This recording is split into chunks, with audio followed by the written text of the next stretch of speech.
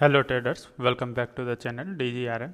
तो चलिए आज के वीडियो में आज का मार्केट का एनालिसिस शुरू करते हैं। आज का मार्केट एनालिसिस थोड़ा इंपॉर्टेंट भी होगा। इंपॉर्टेंट इसलिए होगा कि 3-4 दिन से लास्ट इस वीक का जब स्टार्ट हुआ था, तो इस एक्सपायरी का वीक मतलब इस एक्सपायरी का जब स्टार्टिंग हुआ था तो मार्केट ऑलमोस्ट एक्यूमुलेशन फेज में था। एक रेंज में था, उसी रेंज में अपने आप को एक्यूमुलेट कर रहा था। अब एनर्जी ले रहा था ऊपर या नीचे का मूव देने के लिए। तो क्या हुआ, तो फाइनली एनर्जी लेके क्या मूव दे पाया, लेकिन एनर्जी तो लिया, एनर्जी को एब्जॉर्ब करके ऊपर जाने के लिए जहाँ तक मोस्ट प्रोबेबली दिख रहा था एनर्जी लेके ऊपर जाने का कोशिश में था मार्केट। बट वो एक्यूमुलेशन फेज का एनर्जी ये आज तो डाउन नीचे आपका सपोर्ट ब्रेक कर दिया और साइकोलॉजिकल सपोर्ट ब्रेक किया। और ये साइकोलॉजिकल सपोर्ट इतना इंपॉर्टेंट सपोर्ट था, ये टूटते ही अब मार्केट क्या होगा, कैसे जाएगा, क्या ये साइकोलॉजिकल सपोर्ट टूटा है तो अब आगे क्या और नीचे 24,000 की तरफ मार्केट जाएगा, ये सब देखना है अभी। और चलिए आज का स्टार्ट करते हैं। सबसे पहले मार्केट ओपन होता है आपका फ्लैट ओपनिंग के साथ। फ्लैट ओपनिंग होता है, फ्लैट ओपनिंग के बाद सीधा पहला ही कैंडल आपके 500 के आसपास आ जाता है, 24,500, जो कि एक साइकोलॉजिकल स्ट्रेंथ था बहुत स्ट्रॉन्ग वाला। और उसके बाद दूसरा तीसरा कैंडल ही तोड़ता है, तोड़ते ही उसके बाद देखिए आपको फिर बियर अपने ग्रिप में लेता है, बुल को मौका ही नहीं देता। और बुल उतना आया भी नहीं आज, टू बी ऑनेस्ट बुल अपना कॉन्फिडेंस भी नहीं दिखाया और बुल आया भी नहीं मार्केट में, अपना इंटरेस्ट भी नहीं रखा ऊपर ले जाने के लिए। क्यों ऐसा क्यों हुआ, तो सबसे पहला ऐसा रीज़न इसलिए हुआ कि जो आपका जो ब्रेंट क्रूड ऑयल का जो प्राइस है वो आपका 88 चला गया था। अगेन जब जब क्रूड ऑयल का प्राइस बढ़ेगा इंडियन मार्केट को नुकसान तो पहुंचाएगा। दूसरा आपका डॉलर का प्राइस भी थोड़ा सा इंक्रीज हो गया, ये दो चीज़ इंक्रीज हुआ। तो डॉलर का प्राइस इंक्रीज होने से क्या हुआ, डॉलर का प्राइस इंक्रीज होने से थोड़ा तो सेंटीमेंट खराब करेगा। FIS जो फॉरेन इन्वेस्टर है उसका लगातार अभी कुछ दिनों से इंडियन मार्केट में अपना इंक्रीमेंट बाय के साइड उसका जो है इंक्रीमेंट बढ़ रहा था FIS का, लेकिन आज शायद आज वो भी सेल किए होंगे, अभी तो डाटा नहीं आया, थोड़ा देर में आ जाएगा।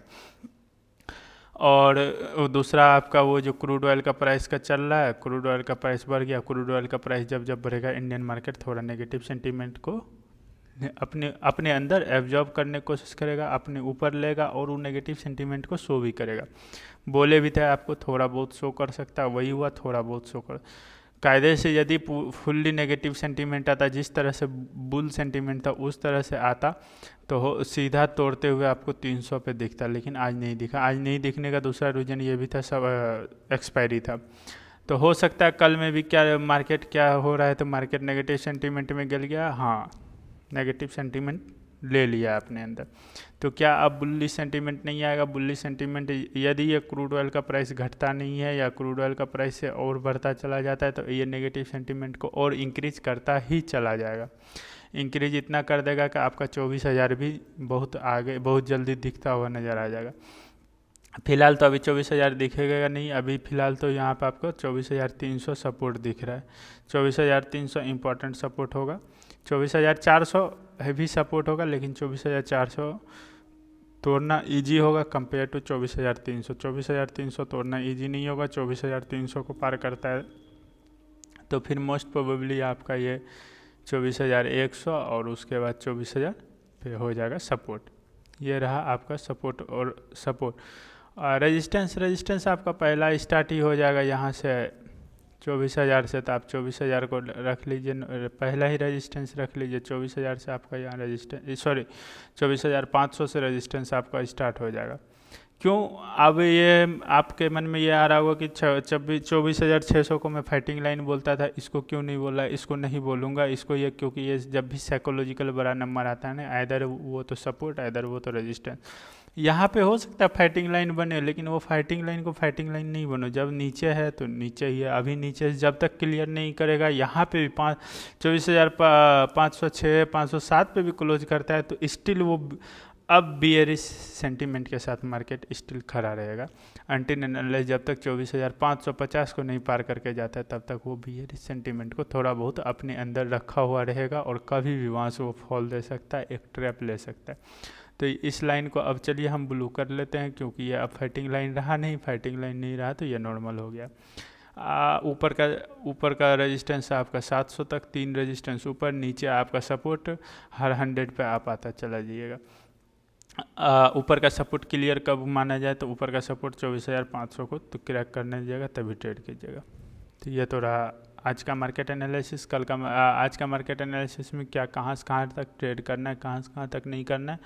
वार्निंग जोन आपका रहेगा 24,550, 550 से लेके ये आप मान लीजिए 400 तक, ये 150 पॉइंट पे आप अपने आप को ट्रेड करने से बचिए। ये ट्रेड करने से ये ट्रेडिंग जोन नहीं है, यहाँ पे जितना आप बचिएगा उतना आपको फ़ायदा होगा।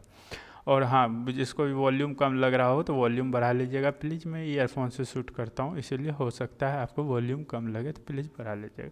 बाकी एनालिसिस में कोई दिक्कत नहीं हो। कल का भी एनालिसिस यदि आप देखिएगा तो कल के भी एनालिसिस में बताए थे कि मुश्किल है 500 को तोड़ना, और मुश्किल था भी, वाकई मुश्किल था अनटिल एंड अनलेस। और ये भी बोले थे कोई नेगेटिव न्यूज़ बहुत बड़ा ना बिल्ट हो जाए।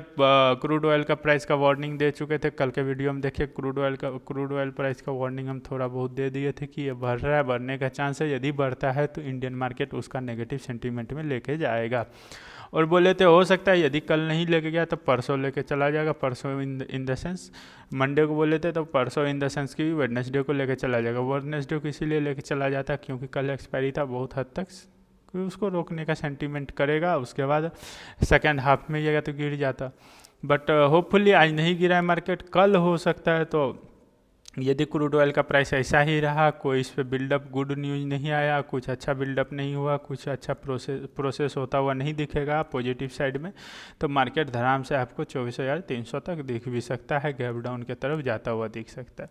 कुछ बिल्डअप हुआ तो अब आपको यहाँ पे 24,500 को अचानक से तो तोड़ के नहीं जाएगा, यहाँ पे स्ट्रगल करेगा और 24,550 तक को तो आपको अब सेफली वहाँ तक वेट करना होगा, इंतज़ार करना होगा। वहाँ तक का आपको बहुत स्ट्रिक्ट ट्रेड लेना होगा, तभी कुछ हो सकता है। यह रहा आज का मार्केट एनालिसिस। और आपको क्या लगता है, पीसीआर आपका नेगेटिव में आ गया, सॉरी पीसीआर डाटा बताना भूल गया। पीसीआर आपका 0.7 में आ गया, नेगेटिव में आ गया। बियरिश सेंटीमेंट ऑफकोर्स सी बात है आएगा ही, जब 500 टूट गया, साइकोलॉजिकल बैरियर टूटा है तो आएगा ही। विक्स थोड़ा सा स्टेबल की तरफ है, विक्स 11 पे आ गया है, 11 पॉइंट समथिंग पे, 12 से कम हुआ है। तो विक्स और पीसीआर एक फैक्टर ज़रूर होता है मार्केट का, एक सिचुएशन बताने के लिए, मार्केट का मूड बताने के लिए। 100% नहीं होता, end of the day chart ही बताता है। चार्ट में सीधा आपको बोल रहा है कि हम भैया 24,500 तोड़ दिए हैं, जो कि स्ट्रॉन्ग सपोर्ट था, अब हम नीचे जाने के लिए बियरिश सेंटीमेंट अपने अंदर कैरी कर रहा है। हाँ कर रहा है, बिल्कुल कर रहा है, 100% कर रहा है।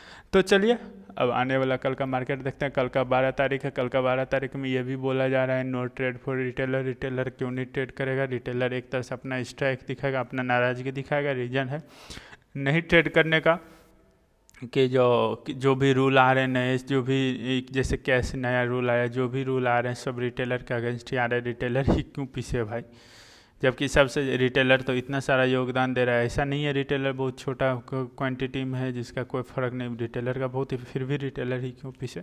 तो इस बात को लेके नो ट्रेड फॉर रिटेलर है, तो हो सकता है ये सेंटीमेंट भी कल देखने को मिलेगा। कल सेलिंग भी हो सकता है, कुछ भी हो सकता है। बाकी अब आपको क्या लग रहा है, आप कल क्वेश्चन रहा कि अब कल क्या आप ट्रेड करोगे? नो ट्रेड फॉर रिटेलर में क्या आप ट्रेड करोगे?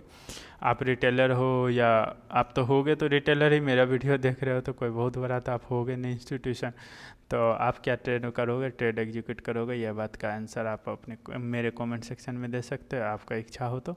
और दूसरा, क्या मार्केट अब नीचे नीचे जाएगा, या फिर आपको क्या लग रहा है कि जो ग्लोबल न्यूज बिल्डअप सही हो जाएगा, ग्लोबल न्यूज़ का कुछ पॉजिटिव न्यूज आएगा, उसमें से पॉजिटिव पॉइंट आएगा और ऊपर की तरफ जाएगा। पॉजिटिव पॉइंट आएगा भी तो अब इसको 500 तोड़ने में एक दिन तो ज़रूर लगेगा कम से कम।